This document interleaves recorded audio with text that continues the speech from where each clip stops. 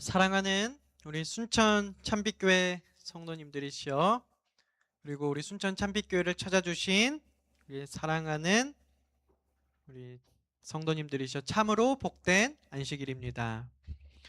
오늘 이 거룩한 안식일에 주님의 성전을 찾으신 모든 성도님들 위에 주님의 크신 은혜와 평강이 충만하시기를 간절히 기도드립니다. 오늘 저는 네, 여기 화면은 보이지 않지만 신앙인 다윗에게도 찾아온 실패라는 제목으로 하나님의 말씀을 나누고자 합니다. 네, 핵심 문장을 제가 이렇게 적어 보았습니다. 제목은 신앙인 다윗에게도 찾아오는 실패인데요. 오늘의 핵심 문장은 하나님께 묻기를 멈출 때에 타락이 시작된다입니다. 다윗은 승승장구하는 인생을 살았습니다. 그저 양을 치던 한 소년이 아니라 한 나라의 왕이 되었습니다.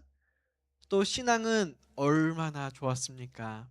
실패를 모르던 다윗의 삶에도 어두운 그림자가 있었습니까? 네, 잘 알고 있는 그 내용이 오늘의 본문입니다. 오늘의 본문은 조금 무거운 이야기일 수도 있습니다. 다윗의 실패를 암논의 이야기, 다윗의 큰아들 암논의 이야기에서부터 찾아서 좀 올라가 보도록 하겠습니다. 사무엘하 13장 1절부터 읽겠습니다. 네, 본문을 읽기 전까지 화면을 나올 수 있도록 애쓴 우리 방송부 우리 집사님들께 감사를 드립니다. 사무엘하 13장 1절 2절입니다. 그 후에 이 일이 있으니라. 다윗의 아들 압살롬에게 아름다운 누이가 있으니 이름은 다말이라. 다윗의 다른 아들 암논이 그를 사랑하나 그는 처녀이므로 어찌할 수 없는 줄을 알고 암논이 그의 누이 다말 때문에 우라로 말미암아 병이 되느니라. 네, 다윗의 큰아들 암논이 배다른 누이, 그러니까 어머니는 다른 여동생 다말을 사랑하는 이야기입니다. 어찌나 그 암논의 심장을 쿵쾅거리게 했는지 상사병에 걸려버렸습니다. 네, 얼만큼 이쁘면 그렇습니까? 그런데 이 상사병을 풀어가는 방법이 조금 끔찍해요. 좀 아시는 것처럼. 건너뛰어서 12절부터 좀 보겠습니다. 네.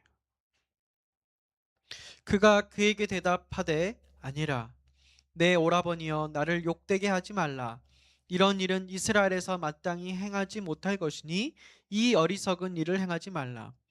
내가 이 수치를 지니고 어디로 가겠느냐? 너도 이스라엘에서 어리석은 자 중에 하나가 되리라. 이제 청하건대 왕께 말하라. 그가 나를 내게 주기를 거절하지 아니하시리라 하되 암논이 그 말을 듣지 아니하고 다말보다 힘이 셈으로 억지로 그와 동침하니라. 네, 이 분위기가 느껴지는 것처럼 아멘하기 부담스러운 본문 말씀입니다. 암논이 악행을 다룬 부분이에요. 그런데 여기 13장에서 시작된 암논의 악행이 즉 강간 이야기예요. 어떻게 보면은 이 부분을 성경의 기자는 이렇게 시작합니다. 사무엘하 13장 1절이에요. 그 후에 이 일이 있으니라. 그러니까 저희들이 기록한 이 암논과 그 가족들 안에서 일어난 그 끔찍한 범죄의 일들이 여러분 생각해 보셨습니까? 이 가정 안에서 이러한 일들이 일어난다는 게 얼마나 끔찍한 일인지요. 어떤 일 이후에 있었다라고 기술하고 있어요. 어, 어떤 일 이후에 있었냐 하면은 그 전 장을 보시면 됩니다. 11장과 12장에 무슨 일이 벌어졌냐면 다말의 사건과는 관계없는 일들이 있습니다. 이스라엘 전체가 암몬 이렇게 과의 전쟁이 일어났습니다. 그래서 그 전쟁을 위하여 암몬 백성들의 수도가 어디냐면 라빠예요. 라빠. 이 라빠라는 성을 탈취하려고 하는 사건이 나옵니다. 그런데 이 사건 이후에 암논의 강간 이야기가 나오는 거예요. 성폭행한 아주 끔찍한 사건을 기록하고 있어요. 그래서 성경을 자세히 들여다보면 성경은 그 눈을 전쟁터로 이끌지 않았습니다. 어디로 이끌었냐면 전쟁 이야기를 하는데 갑자기 11장 1절 2절에 보면은 저희들이 또 잘 아는 이야기가 나오죠. 그 해가 돌아와 왕들이 출전할 때가 되매 다윗이 요압과 그에게 있는 그의 부하들과 온 이스라엘 군대를 보내니 그들이 암몬 자손을 멸하고 라빠를 에워쌌고 다윗은 예루살렘에 그대로 있더라. 저녁 때에 다윗이 그의 침상에서 일어나 왕궁 옥상에 거닐다가 그곳에서 보니 한 여인이 목욕을 하는데 심히 아름다워 보이는지라. 그러니까 작년에 전쟁을 했어요. 여러분 고대 나라들은요 겨울에는 전쟁을 하지 않습니다. 겨울이 되면 하던 전쟁을 멈춰요. 그리고 쉬었다가 이렇게 홍매화가 거기도 피는지는 모르겠지만 산수유가 피고 이렇게 봄동이 나고 마음꽃이 피는 그런 봄이 오면 전쟁을 안 해야 되는데 다시 전쟁을 시작하는 거예요. 그런데 어떤 상황이냐면 작년에 라빠를 침략하기 직전인데 겨울이어서 쉬고 있다가 다시 이제 라빠로 공격하려고 출동하는데 그때 앞장섰던 다윗이 이제는 어디 있는 거예요? 다윗 왕이 어디 있습니까? 네, 예루살렘에 그대로 있는 거예요. 성경의 기자는 11장과 12장을 기록하면서 이 다윗의 이야기를 보도록 저희들의 눈을 이끌어 갑니다. 그리고 네, 무슨 사건이에요? 네. 여러분들이 잘 아시는 이번에는 다윗과 밧세바의 간음 사건입니다. 불륜 사건이에요.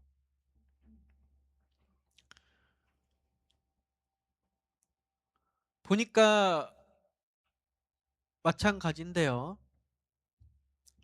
2절에 보니까 저녁 때에 다윗이 어디서 일어났죠? 그 침상에서 일어났어요. 오늘 제가 아까 말씀드렸던 것처럼 사무엘상 13장 1절 2절 네. 그 후에 이 일이 있으니라. 이게 쉽게 말하면 암논의 그런 불행한 가족의 혹은 한 나라의 그 궁전에서 일어난 일들이 어떤 일 후에 일어났다고 기록하고 있는데 이것이 다윗과 밧세바의 간음과 무슨 상관이 있냐는 건데 상관이 있다라고 말하고 있어요. 이 그 후에라는 말은 원어로 can ahar이라는 말인데 영어로 말하면 this after예요.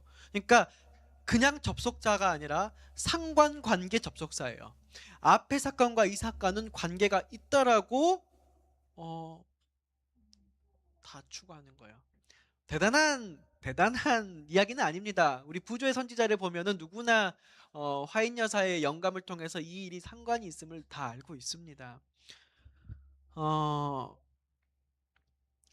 즉 암논의 죄가 아버지의 범죄의 연관선상에서 일어나고 있다는 것을 성경은 예측할 수 있도록 이 그 후에라는 단어를 썼고요. 이것을 우리 부자의 선지자에 가면 더 자세히 기록하고 있습니다. 뭐 암논 사건에 대해서 자세히 기록은 되어 있지는 않은데 그것과 상관이 있는 해설들이 많이 있어요. 그래서 한번 암논의 사건을 부조의 선지자에는 없지만 저희들이 한번 차근차근 좀 분석해 보면 좋겠다는 생각을 합니다. 이 사건이 끔찍한 사건이라 다루기는 어렵지만 조금 리얼하더라도 여러분들이 이해해 주시길 바랍니다. 첫 번째로 이것은 혼인 없이 일어난 성폭행 사건입니다.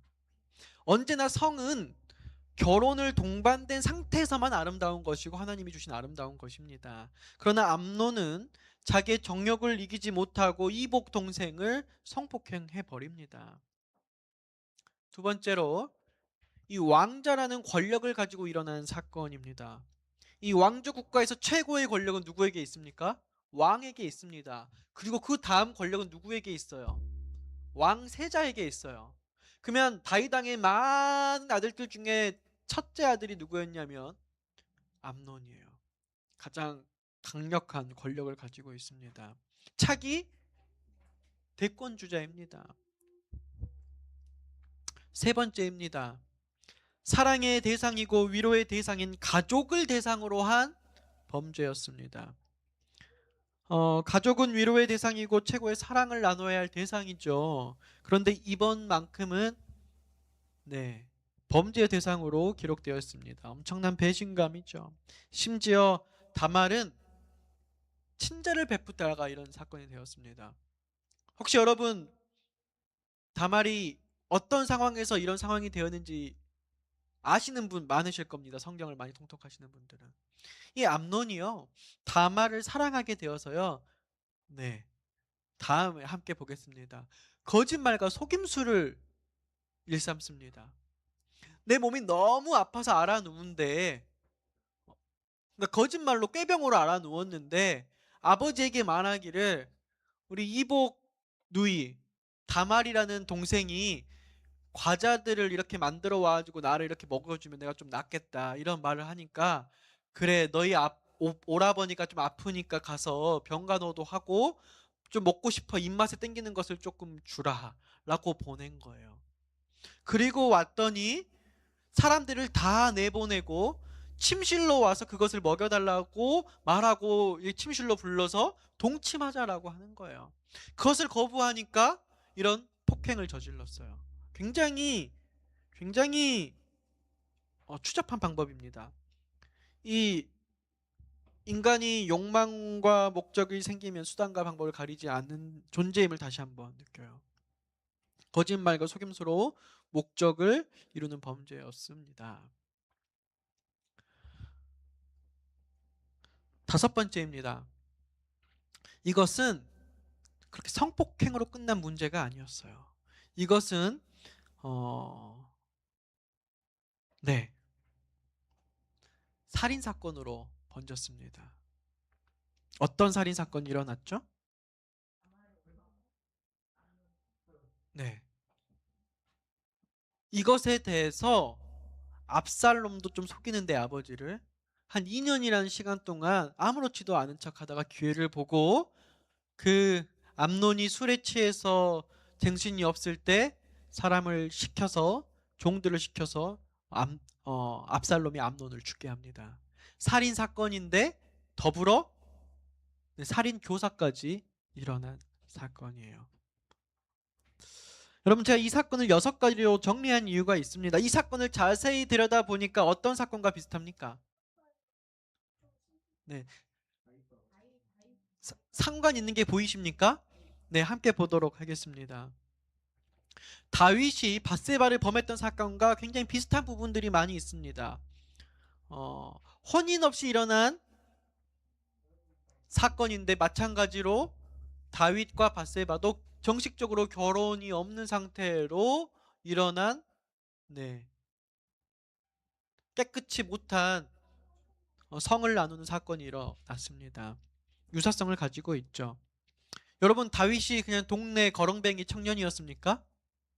아닙니다. 그는 세계 최고 권력자였습니다. 왕이라는 권력을 사용했습니다. 그리고 그는 친가족은 아닌데 당시 전쟁터에서 전후는 어떤 사이입니까?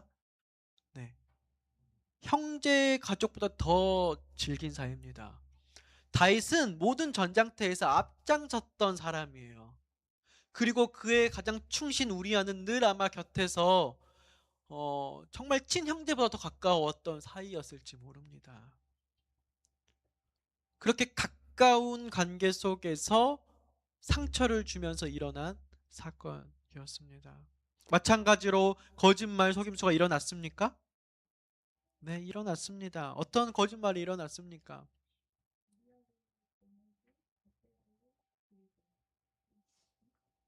네. 이것을 다윗은 죄를 감추기 위해 자신의 죄를 드러나지 않기 위해서 자신의 권력으로 할 수 있는 것을 다 했습니다. 그래서 우리아를 불러서 쉬게 했어요. 그리고 그와 잔치를 베풀며 전쟁통이지만 그의 아내와 가서 부부 생활을 할 수 있도록 모든 상황을 거짓말과 속임수로 만들었지만 본인의 계획대로 되지 않았어요. 그렇게 되다 보니까 어떻게까지만 했습니까? 본인은 그러려고까지 하지 않았지만 자신의 계획이 틀어지자 어, 자신의 다른 장수 요압입니까? 네. 요압에게 명령했습니다.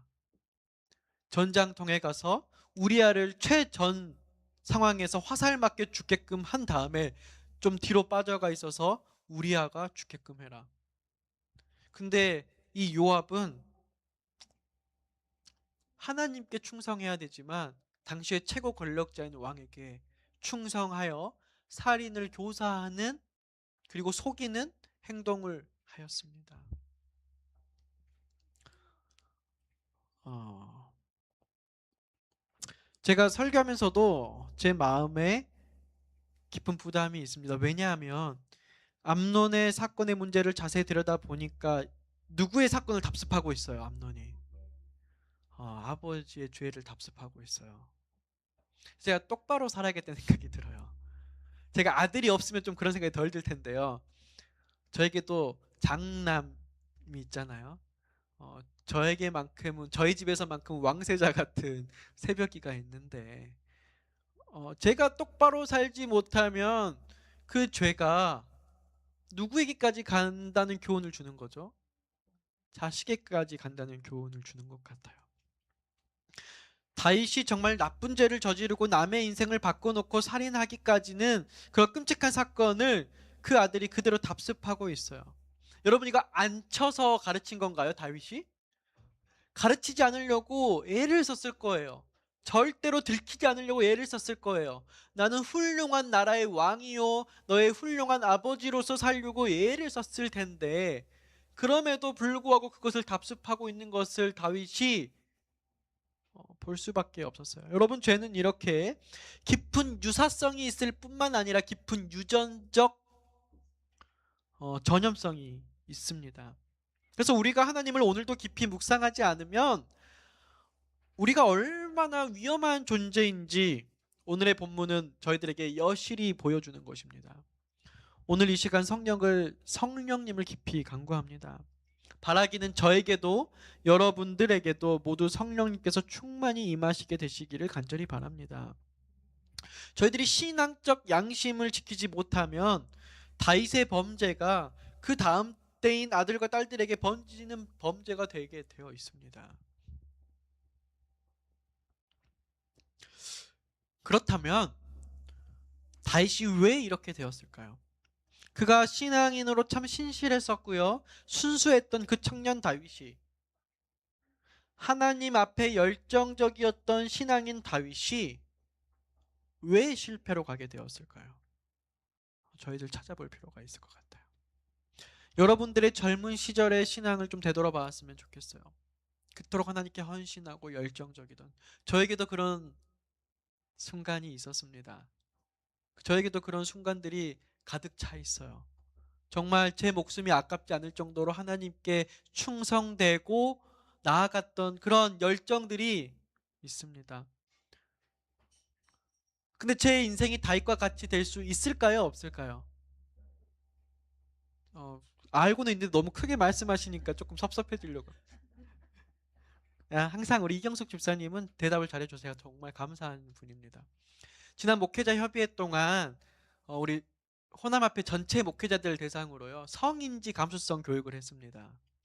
세상으로 말하면 성인지 감수성 교육인데요. 목회자들에게 하는 성교육입니다. 전체 요지가 무엇인 줄 아십니까? 저희들이 뭐 물리학적으로 생물학적으로 성에 대해서 모르겠습니까? 아니면은 저희들이 뭐 옛날 사람이 돼가지고 흔히 일어날 수 있는 교회의 실수들 발언의 실수들 이런 것 때문에 법적인 문제에 빠질까 봐 이런 교육 하겠습니까? 물론 그런 것도 굉장히 있습니다. 그런데 그 성교육에 대한 가장 큰 핵심이 뭐였는지 아십니까? 목사님들이 다 생물학적 남자라는 사실을 잊지 말라는 것입니다. 예. 목사이니까 아니면은 거룩한 사람이니까 성직자니까 다른 남성들에게 있는 그러한 유혹과 범죄에 대한 씨앗이 없다라고 착각하지 말라는 것입니다. 그래서 목회자들은 저는 좀 충격이었어요. 목회자들이 사실상 그 어떤 직업군에 비해서 성범죄를 일으킬 가장 많은 심리학적 요소를 가지고 있다고 합니다. 왜요? 여성 신자들에게 연애 감정을 일으킨대요.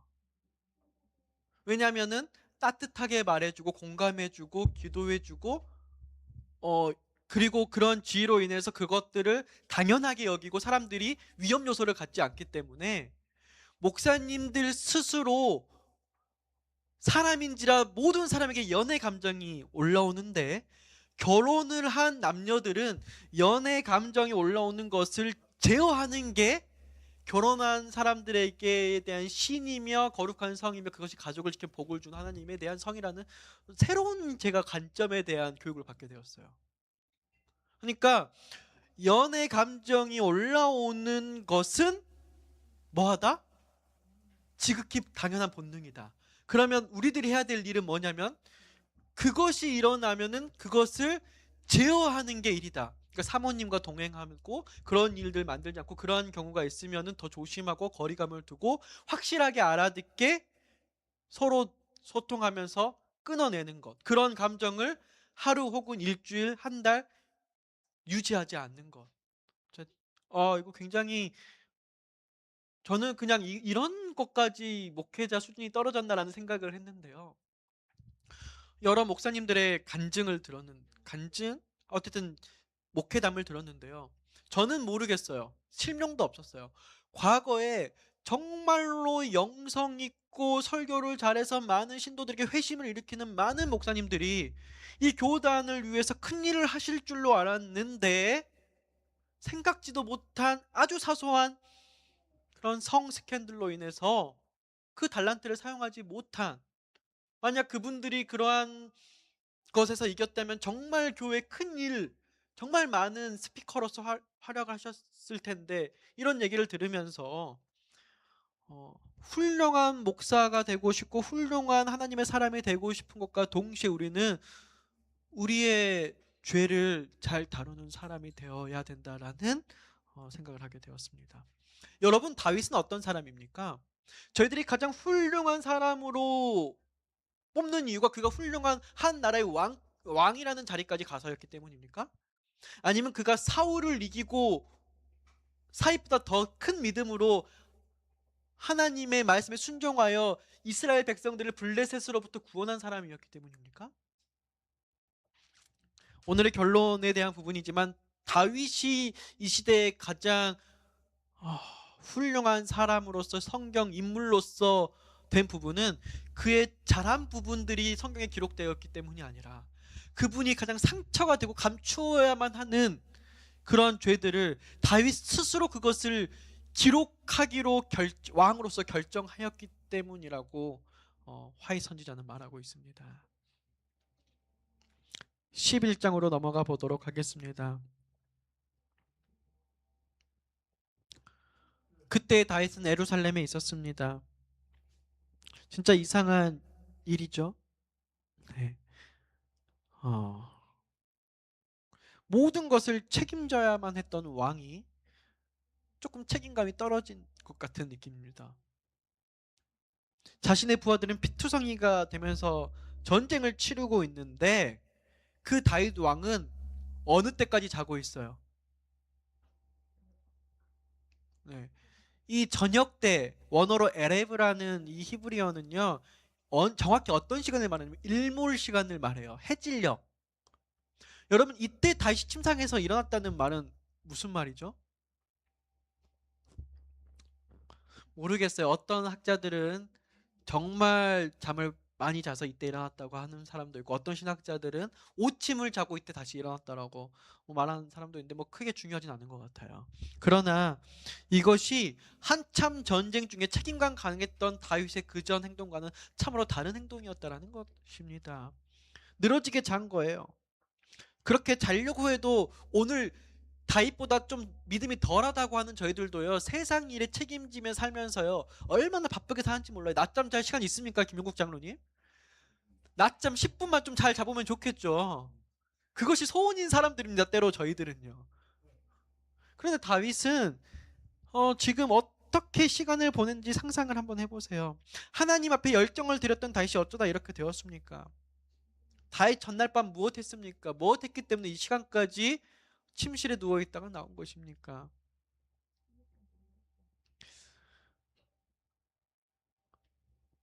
여러분, 저는 이게 조금 이해가 돼요.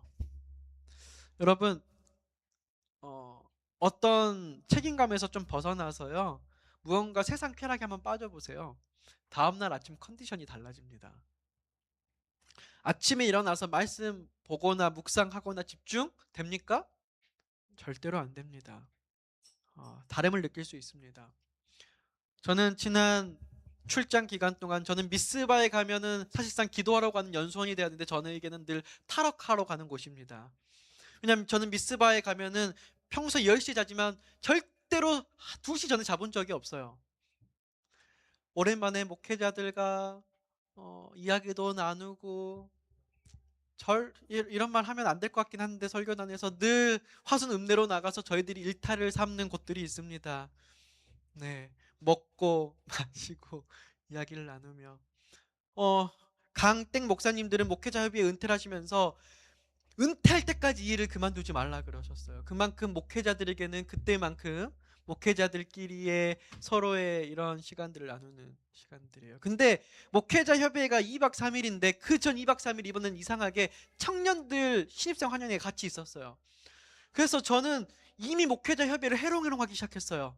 왜냐면 청년들이 목사님 안 잘 거죠? 마치 의리를 얘기하면서 새벽 5시까지, 제가 나이 이제 곧 30대 중반을 넘어서는데 20대 초반 애들과 I am 그라운드 하면서 시간을 그냥 보냈는데, 여러분 그렇게 보내면은요 그 다음날 하나님께 일어나서 기도할 수 없어요.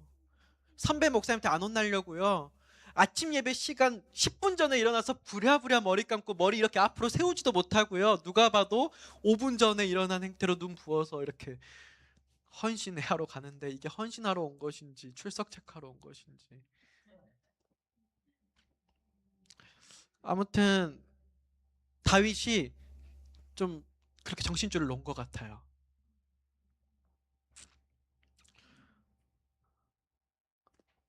제가 내린 결론의 둘 중에 하나입니다. 다윗이 미쳤거나 너무 자신만만하거나, 나라가 전쟁 중이었고 부하들이 위험천만한 상황에 있었습니다. 오늘 어떤 부하가 운명을 달리했나 안 달리했나 이 보고들이 오는 그런 시기에 다윗이 이렇게 살고 있다는 것은 첫 번째로 미쳤거나, 두 번째 거는 자신만만했거나. 근데 성경 어딜 보아도 다윗은 미치지 않았습니다. 다윗은 자신만만했어요. 그는 자신만만했기 때문에 그 틈을 타고 죄가 들어왔어요. 다윗이 전쟁 나갈 때마다 승리했어요, 안 했어요? 진 적이 있었습니까? 다윗이 왕이 된 뒤로 주변 나라들이 다 고요해졌습니다. 하나님께서 다윗에게 승승장구하게 하셨어요. 패배를 모르도록 하셨어요. 그러다 보니까 점점 어떻게 되었느냐, 이 싸움 내가 이렇게 늘어지게 자도 군인들이 이긴다 안 이긴다? 이긴다. 너무 자신감에 충만하다 보니까 이런 행동이 나온 것입니다. 다윗이 늦잠 잤던 이유는 하나입니다. 그는 너무 우월해져 있었습니다. 너무 나도 우월해져 있을 때 저희들 어떻게 합니까? 여러분, 방술 장로님, 나보다 훨씬 탁구 실력이 부족한 사람과 탁구를 칠 때 어떻게 칩니까? 왼손으로도 한번 쳐보고, 시합 때는 스텝을 잘 밟아야 돼. 스텝도 밟지도 않고 그냥 툭 사가지고 손으로만 기본기를 구사하지 않으면서 내 폼이 망가지면서도 이길 수 있다는 자신감에 이렇게 칠 때가 있어요, 없어요? 뭐 탁구뿐만 아니라 저희들의 삶 자체가 그렇습니다. 누군가를 상대할 때. 다윗이 그랬어요. 항상 이기니까 그가 이길 수 있었던 기본기, 하나님께 기도하는 시간, 하나님과 대화하는 시간을 무시하기 시작했어요. 내가 이렇게 자도 이긴다는 생각을 한 다윗에게 그때부터 문제가 생기기 시작한 것입니다. 다윗이 본래 어떤 사람이었냐? 그는 전쟁에 임할 때마다 늘 했던 행동 기본기가 있었습니다. 사무엘 하 5장 19절에 다윗이 여호와께 여쭈어 이르되, 23절에 다윗이 여호와께 여쭈니, 그리고 사무엘하 2장 1절에 여호와께 여쭈어 아로되, 다윗이 여쭈어 아로되. 다윗은 원래 실패하는 사람이 아니었습니다. 그는 골리앗을 쓰러뜨린 믿음의 사람이었습니다. 그는 하나님의 마음에 합한 사람이었어요. 그는 전쟁에 승리했어요. 그 이유가 무엇입니까? 성경은 반복해서 말합니다. 다윗이 여호와께 묻자와 이르되. 다윗의 성공의 비결은 능력이 아니라 하나님께 묻는 신앙이었습니다. 그런데 사무엘하 11장에 와서는 달라집니다. 다윗이 범죄하기 시작했을 때는요, 왕들이 출전할 때가 되었을 때 다윗은 예루살렘에 그대로 있었습니다. 그리고 그는 저녁에 다윗의 침상에서 일어났어요. 그는 동료들이 싸울 때 그냥 우월감에 빠져서 침상에 누워 있었습니다. 더 이상 하나님께 묻지 않았습니다. 하나님께 의지하지 않았습니다. 성공이 그를 교만하게 만들었습니다. 성공이 그를 방심하게 만들었습니다. 성도 여러분, 타락은 갑자기 시작되지 않습니다. 하나님께 묻기를 멈출 때 시작돼요. 그러니까 타락은 어느 순간 내가 엄청난 큰 죄를 지었을 때 그때 시작된 게 아니고, 이미 그 전부터, 혹은 며칠 전부터, 혹은 몇 달 전부터, 혹은 수년 전부터, 몇 년 전부터인지 모르겠지만 하나님께 묻던 내가, 그로 인해서 하나님께서 주어주신 지위와 권력과 이런 것으로 내가 하나님의 백성들을 섬기고 하나님의 사명을 감당할 사람이 언제부턴간 자신의 경험이 하나님께 묻는 것을 힘이 없다는 사실을 잊고 하나님께 묻는 것을 멈출 때, 하나님께 기도를 멈출 때, 하나님이 없이도 내가 할 수 있다라고 느끼기 시작될 때 시작되는 거예요. 부조와 선지자 717페이지에 이렇게 기록되어 있어요. 그리하여 다윗은 겸손히 여호와의 능력을 의지하는 대신 자신의 지혜와 능력을 의지하기 시작하였다. 사단이 영혼을 유일한 능력의 근원 되신 하나님에게서 분리시킬 수 있게 되자 그는 인간의 육체적 충동에 거룩하지 않은 욕망을 일으키고자 할 것이다. 원수는 이를 돌발적으로 하지 않는다. 원수의 일은 처음부터 돌연적이요 놀랄만한 것이 아니요 비밀리의 원칙의 요새를 침식하는 것이다. 여러분, 갑자기 오지 않습니다. 놀랄만할 일이 아닙니다. 이것은 겉보기에는 매우 적은 일, 즉 하나님께 충실하고 당신을 전적으로 의지하기를 게을리하는 것, 세상의 풍속과 행습을 따르는 경향에서 시작된다.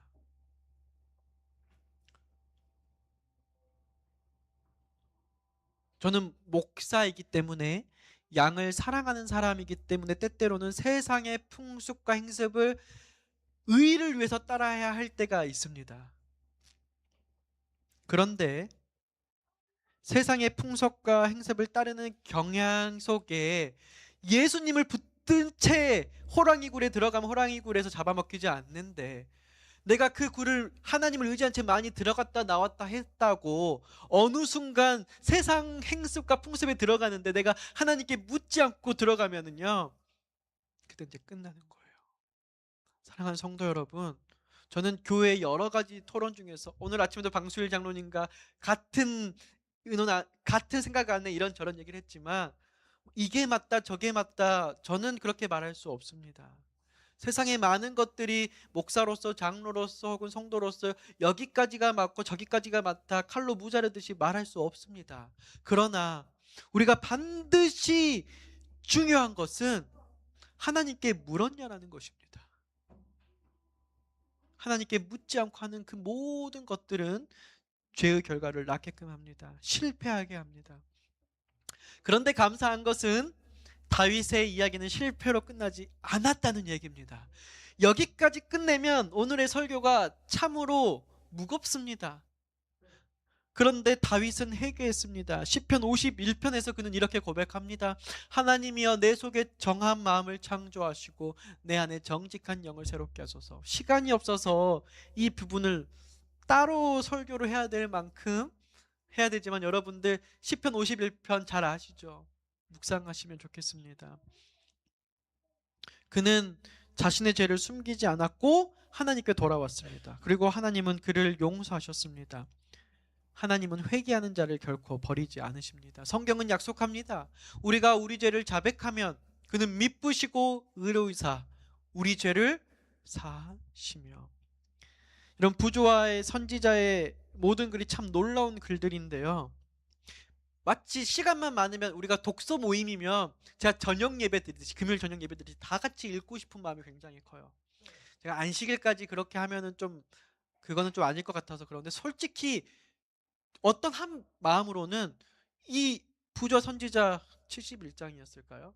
지금 이 해당되는 이 다윗의 죄와 회개에 대한 이 부분을 한 구절도 빠짐없이 같이 읽고 싶은 마음이 커요. 다 소개할 수 없어서 한 부분을 소개합니다. 그는 자기 죄악을 감추려고 노력하는 대신 다른 사람들이 그의 타락의 슬픈 역사로 교훈을 받을 수 있기를 갈망하였다. 여러분 쉽지 않아요. 특히 다윗은 왕이었어요. 솔직히 다윗에게 가는 죄는 큰 죄도 아닐 것 같아요. 저 같은 사람에게나 법 아래 무서운 사람에게나 가늠하는 죄가 큰 일이지. 여러분 세상의 높은 자리에 있으면은요 뻔히 간통죄가 동영상으로 나와도 법관들이 모른다고 하잖아요. 그렇죠? 이 다윗 왕은요 그냥 정말 자기가 할 수 있는 것 중에 아주 사소한 것 하나 한 거예요. 내가 왕인데 이 왕도 다음 왕도 세상의 모든 권력자들이 이게 무슨 대수라고 자신의 합리화에 충분히 넘길 수 있는 세상의 합리적인 요소들이 굉장히 많았을 거예요. 세상에 작은 자리에만 있어도 그런 일들이 많은데 하다못해 교회 목사가 무슨 뭐라고 목사님 정도면 이렇게도 되죠라고 하는 사소한 원칙들에 어긋나는 일들이 저희들에게 굉장히 많다니까요. 근데 다윗은 한 나라의 왕, 거꾸로 미국의 왕 같은 전체의 왕이었어요. 근데 다윗은 그 자신의 죄를 감출 수 있는데 감추는 것 대신에 다른 사람들이 그의 타락의 슬픈 역사로 교훈을 받을 수 있기를 갈망했대요. 다윗의 회개는 성실하고 깊은 회개였습니다. 자기의 죄악을 변명하려고 노력하지 않았습니다. 많은 사람이 저희 보기에는 훨씬 덜 악한 죄처럼 보이는 사울은 거절하시고 매우 큰 죄를 범한 다윗은 아끼신 하나님이 불공평하다고 불평한대요. 실제로 그렇지 않습니까 저희들이? 그러나 제가 뭐 쓰다가 오타를 낸 것 같은데 다윗은 저는 몰랐는데 다윗은 자신을 낮추고 죄를 자백한 반면에 사울은 책망을 멸시하고 마음을 굳게 하여 회개하지 아니하였다라고 했습니다. 사랑하는 성도 여러분, 저희들이 어떤 죄를 지었는지 모르겠어요. 제 목회하다 보니까 우리들이 다 감추고 살아요. 생각보다 큰 죄를 지고 사시는 분들이 교회 안에 많더라고요. 아무에게는 말 안 하시는데 우리 교회에는 제가 아직은 잘 모르겠어요. 풀타임을 안 해서 그런지 제가 부족해서 그런지 혹 다윗과 같은 혹은 다윗보다 더 심한 혹은 어떠한 죄로 인해서 세상에서 정말 자유롭지 못하게 속박받은 채로 살고 계신 분 있는지 모르겠어요. 누구에도 말 못할 일들로 인해서. 그런데 여러분 걱정하실 것 없습니다. 하나님께서는요 다윗을 용서해 주셨어요. 성도 여러분, 다윗은 실패한 왕이었습니다. 그러나 다윗 후손 가운데 실패하지 않은 왕이 오셨어요. 누구이실까요? 네, 그분은 바로 예수 그리스도이십니다. 다윗은 유혹에 넘어졌지만 예수님은 유혹을 이기셨습니다. 다윗은 죄를 지었지만 예수님은 죄가 없으십니다. 성경은 말합니다. 우리에게 있는 대제사장은 모든 일에 우리와 같이 한결같이 시험 받으시로되 죄는 없으시도다.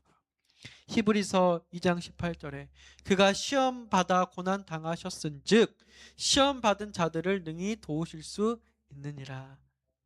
너무 감사하지 않습니까? 그런 예수님께서 우리의 죄를 대신하여 십자가에 돌아가셨습니다. 우리가 다시 일어날 수 있도록 하신 것입니다.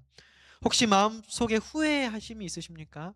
혹시 마음속에 숨기고 싶어하는 실패가 있습니까? 여러분, 소망을 가지시면 좋겠습니다.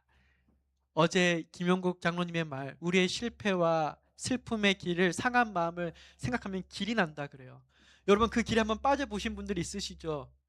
다시 나온 저희들 얼마나 감사합니까? 다시는 그 길에 빠지지 마시길 바랍니다. 저 역시도 마찬가지겠습니다. 하나님은 실패한 사람을 버리지 않습니다. 하나님은 회개하지 않는 자들만 버린다고 표현하기는 좀 그렇고요. 함께하지 못하시는 것뿐입니다. 사랑하는 성도 여러분, 다윗의 실패는 우리에게 경고입니다. 그러나 동시에 우리에게 소망입니다. 우리가 하나님께 묻기를 멈추면 실패할 수 있습니다. 그러나 하나님께 돌아가면 회복될 수 있습니다.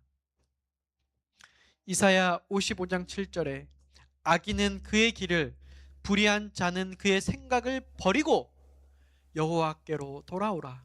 그리하면 그가 긍휼히 여기시리라. 우리 하나님께로 돌아오라. 그가 너그럽게 용서하시리라. 그러므로 매 순간 하나님께 묻는 삶을 사시고, 작은 일에도 하나님께 묻고 큰 일에도 하나님께 묻고, 우리가 함께 회의할 때도, 오늘 오후에 직원회를 할 거거든요. 그리고 직원회 말고도 우리가 집사회 혹은 장로회, 미래발전, 연구위원회 혹은 어린이회, 크고 작은 여러 가지의 우리들의 의논 속에도 우리가 교회가 대의제를 선택한 것은 하나님께 물으라고 한 것입니다. 우리가 입후보제를 선택하지 않고 목회 청빙제를 선택하지 않는 것은 우리가 우리의 길을 선택하는 것이 아니라 하나님께 우리가 우리의 지도자를 묻고 하나님께 우리가 우리의 삶을 묻겠다라고 하는 저희들의 정체성이 담긴 부분들입니다. 그런 저희들이 오늘도 물음으로써 하나님께로부터 우리의 삶을 지키고, 하나님께 여쭌으로써 우리의 가정을 지키며, 하나님께 여쭌으로써 우리의 교회와 신앙을 지키게 되시기를 간절히 바라며, 그러한 은혜가 사랑하는 모든 성도님들 위해 충만히 임하시기를 예수님의 이름으로 간절히 기도하면서 오늘의 말씀을 줄이도록 하겠습니다.